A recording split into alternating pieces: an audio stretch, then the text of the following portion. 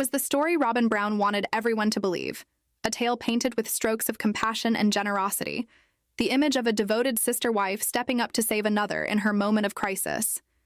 The world saw the photographs, the clips, the shining smile of Janelle Brown standing beside her newly acquired fifth-wheel RV on Coyote Pass, a proud woman reclaiming her independence, a symbol of survival and strength after years of struggle.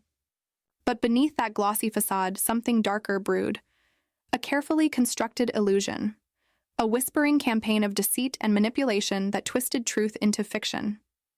It began with a single message, an alleged text from Robyn claiming she had loaned Janelle the money for that trailer because Janelle had nothing.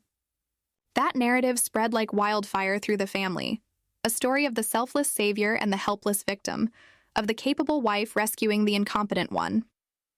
Yet, behind the scenes, the truth told a far more shocking story, one of betrayal, gaslighting, and financial exploitation. For years, viewers have watched the Browns' complicated financial lives unfold on screen, the unseen tension of money driving their every choice. But this particular chapter, the so-called RV loan, would become the scandal that tore open everything they had tried to conceal. What the public didn't know was that the whole tale would end up before a judge in Coconino County Superior Court, where the facade of family harmony would collapse under the weight of hard evidence. After months of quiet endurance, humiliation, and inner rage, Janelle had finally taken legal action against Robyn, not over an unpaid debt, but to expose a fabricated one. Her lawsuit alleged intentional infliction of emotional distress, defamation, and fraudulent misrepresentation. It wasn't about money. It was about reclaiming her dignity, her reputation, and her truth. Inside that stark courtroom, the atmosphere was electric with unspoken resentment. On one side sat Janelle, calm yet resolute, her lawyer, the sharp-minded, unflinching Amelia Vance, by her side. Across the aisle, Robyn appeared strained, her eyes darting nervously as her own high-profile attorney, Marcus Thorne, whispered hurriedly into her ear. And just behind her, with a face like thunder, sat Cody Brown, his glare fixed upon the woman who had dared to challenge the illusion they'd all helped maintain. This was more than a court case. It was the final reckoning of a decade-long family power struggle. The turning point came with the testimony of Dr. Elias Vance, a forensic accountant with a reputation for exposing intricate financial deceptions. What he revealed was not an abstract spreadsheet of figures, but a devastatingly simple flowchart projected onto a giant screen. At the top were two names, Janelle Brown and Robyn Brown, connected to a central box labeled Brown Family Production Account LLC, the family's joint financial hub used for income from their television show and shared ventures. Dr. Vance calmly explained that the account had been funded by all members, but the lion's share came from one woman, Janelle. He walked the court through 5 years of deposits. From Janelle's side, thick green arrows represented steady, substantial inflows, proceeds from the sale of her Las Vegas home, commissions from her real estate work, and profits from her wellness business, totaling over $420,000. On Robyn's side, the arrows were few and faint, representing less than $22,000 across the same period. The contrast was damning. Then came the red arrow, a single bold line pointing from the family account to a box marked Flagstaff RV Dealership, dated May 2021, for exactly $89,500, the cost of the fifth-wheel trailer. The funds, Dr. Vance explained, did not come from any private account belonging to Robyn. There was no record of a loan, no transfer from her personal finances. The money had been wired directly from the family account, an account overwhelmingly funded by Janelle herself. In essence, Dr. Vance concluded, his voice echoing through the silent courtroom, Mrs. Robyn Brown took $89,000 of Ms. Janelle Brown's own money from a joint account, directed it to an RV dealership, and later presented it publicly and privately as a personal loan from herself. There was never a loan. It was merely Janelle's money rebranded as Robyn's generosity. The room fell silent. Even the judge appeared stunned. Robyn's attorney scrambled to object, insisting the funds were commingled family resources, that as a signatory she had every right to move them. But the damage was irreparable. On that screen was the visual representation of manipulation. The story of a woman who had poured her earnings into a shared dream, only to have her own contributions twisted into a narrative that made her look pitiful and indebted. When Janelle took the stand, she spoke not with tears but with quiet conviction. Her tone was steady, the kind of calm born from years of being dismissed and overlooked. The family production account, she explained, was meant for all of us, for our children, our homes, our collective future. I never imagined that money I earned and deposited there would later be weaponized against me. Her lawyer asked when she first realized the transaction had been framed as a personal loan. Janelle paused. It started as whispers, she said softly. I heard it from one of my kids who heard it from one of hers. Then Cody began repeating it, that I owed Robyn money, that she'd saved me when I was broke. Before long, it was everywhere. The story had taken on a life of its own. Her voice broke for the first time. It made me feel humiliated, she confessed. I wasn't a charity case. I wasn't rescued. I was robbed of credit for my own hard work and turned into someone's morality tale. She explained that buying the RV was not a luxury but a necessity. My rental home was being sold. I had nowhere to live. The RV was the only option to stay on our land. I believed we'd use family funds, my funds, for a family solution. I never dreamed someone would twist that into a debt I supposedly owed. The cross-examination was brutal. Marcus Thorne paced before her like a predator, trying to dismantle her composure. Isn't it true, he demanded, that in a plural family the concept of my money doesn't exist? That all income is shared for the good of the whole? Janelle met his stare without flinching. That's true, she replied, but only when there's trust. Sharing doesn't mean surrendering control to someone who manipulates it for their own narrative. What I contributed wasn't a donation to Robyn's personal bank. It was an investment in our collective life.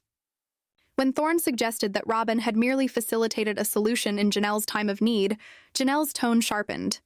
Facilitating a solution, she said, is not the same as creating a false debt, spreading it through the family, and using it to undermine my reputation. That's not kindness. That's cruelty disguised as charity. Her words struck through the air with precision, leaving the courtroom frozen. Then came the moment no one expected. The next witness was called, a name that made both Robyn and Cody visibly recoil. It was their daughter, Mykelti. She entered the courtroom with quiet determination, refusing to meet her father's furious glare. Her testimony was presented in part through a sworn affidavit and an audio recording, a secret conversation captured months earlier during a heated family argument. When the recording was played, the courtroom fell utterly silent. Mykelti's voice came through the speakers, steady and unwavering. You told everyone, Robyn. You told Tony and me. You told the other kids that you lent Janelle the money because she had nothing. You said she couldn't survive without you. Gasps rippled through the room. It was the smoking gun, a direct admission, captured before the lawsuit even began. Mykelti continued in the recording. But I looked at the statements, Robyn. That money didn't come from you. It came from the family account, from Janelle's deposits. You lied to us. The recording ended, leaving a thick, uncomfortable silence hanging over everyone present. For Janelle, that moment was vindication.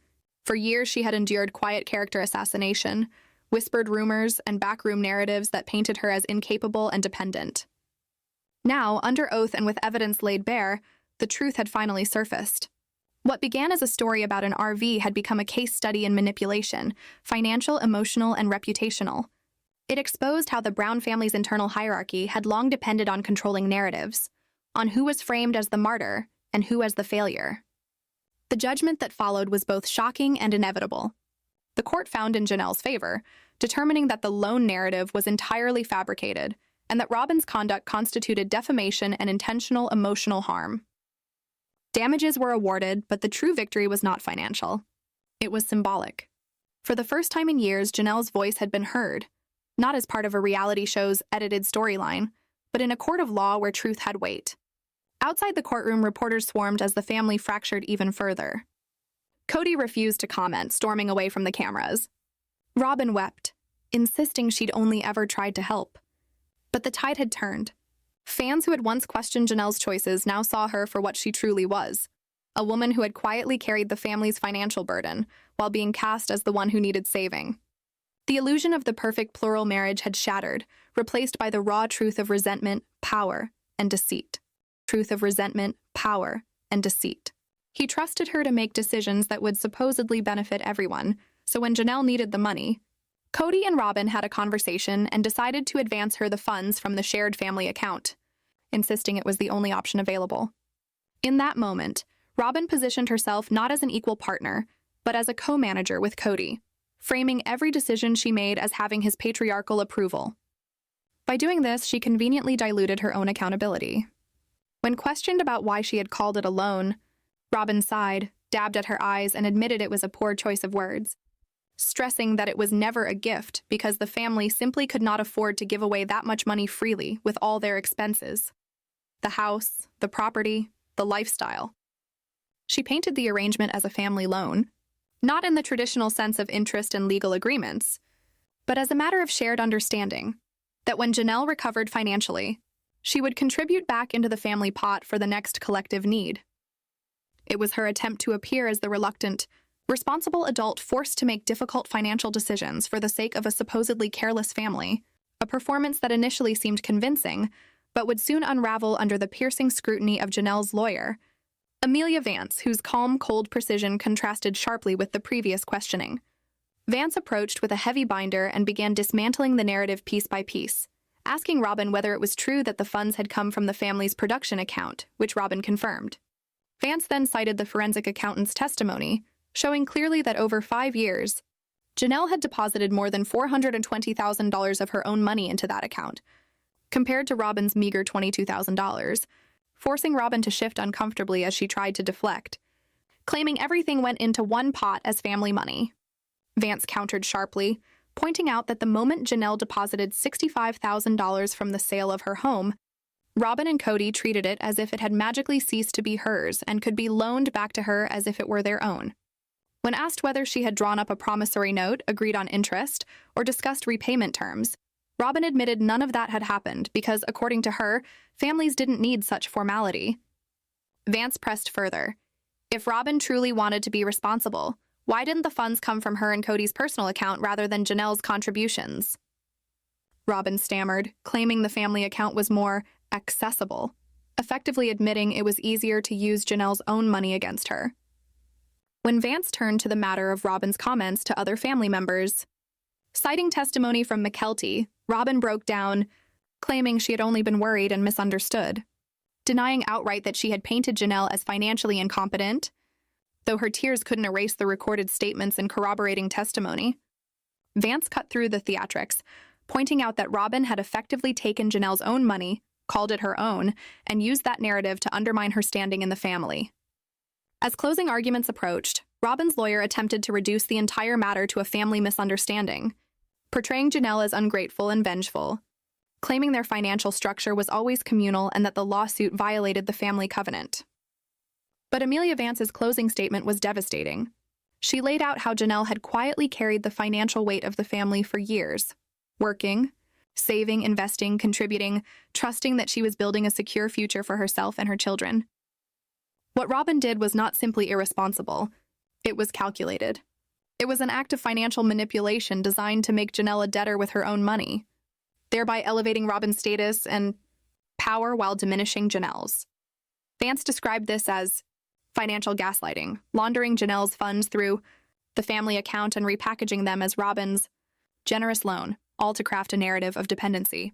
She reminded the court that this wasn't a misunderstanding but a deliberate campaign of psychological and reputational harm. The judge, Alistair Finch, returned swiftly with a decision, laying out the facts with measured gravity. He stated plainly that the overwhelming majority of the funds in question came from Janelle, and the key issue was whether Robyn acted in good faith or with malice. Based on Robyn's evasive testimony and corroborating accounts, the judge concluded the latter, labeling her actions as financial gaslighting. She had weaponized a joint account to build a false narrative of generosity at Janelle's expense, portraying her as financially incompetent and causing clear emotional harm. Though no loan existed, the harm was undeniable, and the court ruled in Janelle's favor, awarding her $50,000 in punitive damages, declaring Robyn's actions malicious and humiliating. As the gavel fell, the courtroom shifted. Janelle closed her eyes as a single tear of vindication fell, while Robyn collapsed into sobs, and Cody looked as though the world had just shattered around him. The verdict's impact was immediate and explosive. Cody's fury was directed not at Robyn for deceiving the family, but at Janelle and Mykelti for betraying him by exposing their private dysfunction.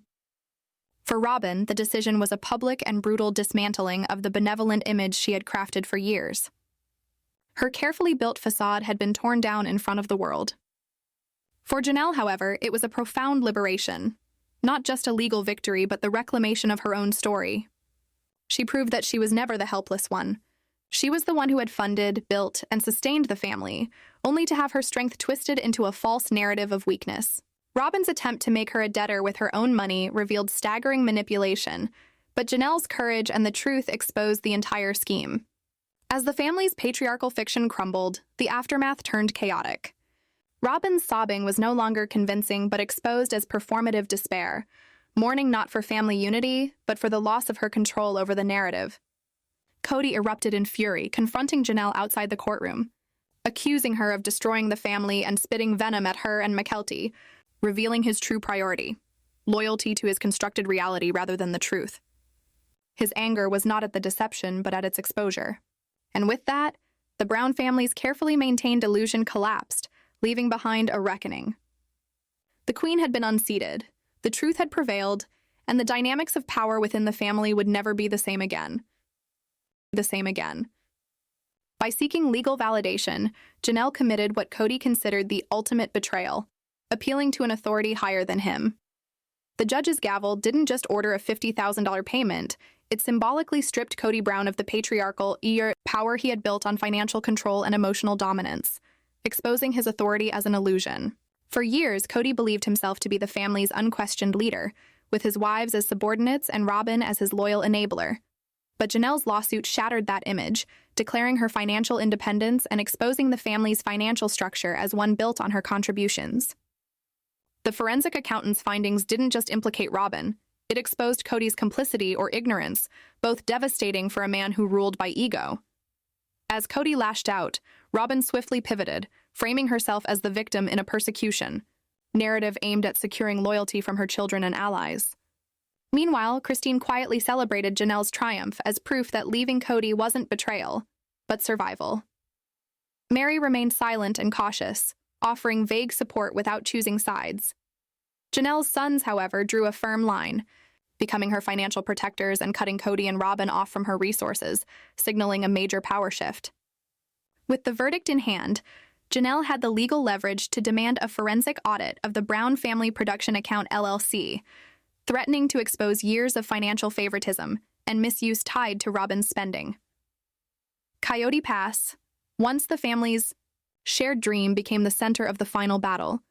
Either Cody and Robyn would buy out Janelle's share or lose everything in a forced sale. The $50,000 payment, delivered with a passive-aggressive note, marked not reconciliation but accountability. The media quickly amplified the scandal, turning Robyn into a villain in the public eye and fueling Janelle and Christine's momentum.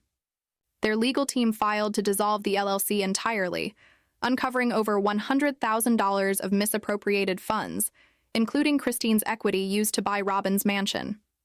Backed into a corner, Cody and Robyn were forced into a humiliating settlement and high-interest mortgage to retain Coyote Pass. In the end, Janelle and Christine walked away financially free, while Cody and Robyn were left burdened with debt and a crumbling legacy, a symbolic collapse of the empire Cody once believed was his to control.